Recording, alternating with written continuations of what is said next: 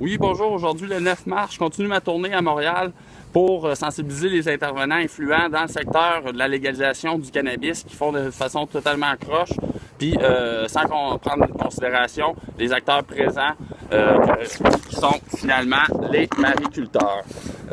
Fait que là, je suis venu ici au syndicat de l'alcool, le SEMB-SAQ, au 4200 rue Adam, comme Adam Greenblatt, puis 4200, ben, on pourrait passer à 420. Fait que tout est pas mal préparé. D'ailleurs, Santé Cannabis n'est pas très loin d'ici. Puis la SAQ, puis Morrison aussi. Fait que tout ce beau monde-là, ils tentent de ramasser les ventes de cannabis. Puis à l'interne, le syndicat, ils sont contents parce qu'eux, ils justifient ça par le fait que les employés... D'ailleurs, hier, quand j'étais au siège social de la SAQ, il y a un employé qui me disait qu'ils veulent vraiment tout ramasser ça parce que ils veulent avoir plus d'heures par semaine, puis ils ont de la misère à avoir plus que 10 heures par semaine, les employés de la SAQ, parce qu'il y a une mauvaise administration. C'est pas parce que... C'est parce qu'il y a une mauvaise administration. Je veux dire, ça fait des années, tout le monde le sait, quand tu rentres à la SAQ, tu vas en avoir pour 10 ans, 10 heures par semaine, tu sais. Ça, c'est un gros problème parce que c'est étatique, puis c'est syndiqué comme de la merde, puis là, personne ne peut rien faire, puis même les pourris, ils ont encore le job tout le temps, puis tout le monde s'en sac. C'est le gouvernement qui paye au bout de la ligne. Fait que dans ce temps-là, on n'est pas compétitif, puis on n'est pas capable non plus de développer notre entrepreneurship PME. Ça, c'est le nerf de la guerre. Ça prend des PME, puis eux, avec leur tentative de ramasser toutes les ventes de cannabis, premièrement, ils réussiront pas à développer une économie harmonieuse de ça. Il faut décriminaliser les gens. Puis pour ça, il faut leur donner l'accès au cannabis, l'accès au business. Si la SAQ tente de tout vendre le cannabis, les gens qui veulent partir là-dedans n'auront pas la possibilité de le faire. À ce moment-là, ils vont continuer à le faire illégalement, pas parce qu'ils veulent le faire légalement, c'est parce qu'ils n'ont pas le choix. Le gouvernement leur donneront pas un accès à ce business-là si on n'agit pas.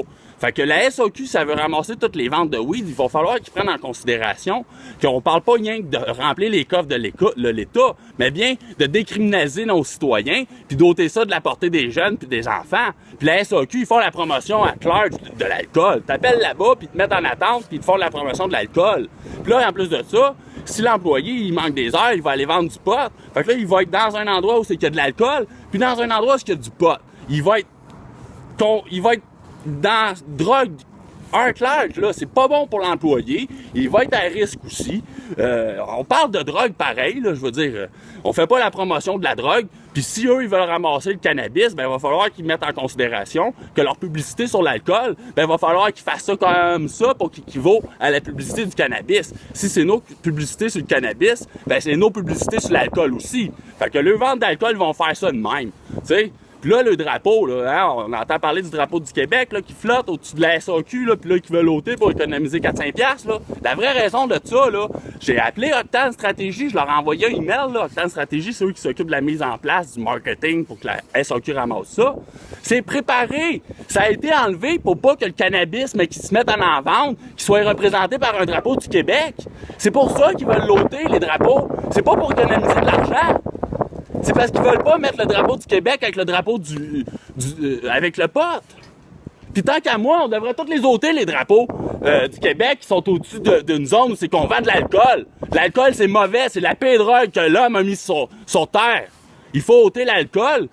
Ou, en tout cas, c'est pas mon domaine, je m'en sac, le monde font ce qu'ils veulent. Mais on n'a pas à mettre le drapeau du Québec au-dessus de l'alcool. On n'est pas des alcooliques, on n'est pas une nation d'ivrognes. Franchement.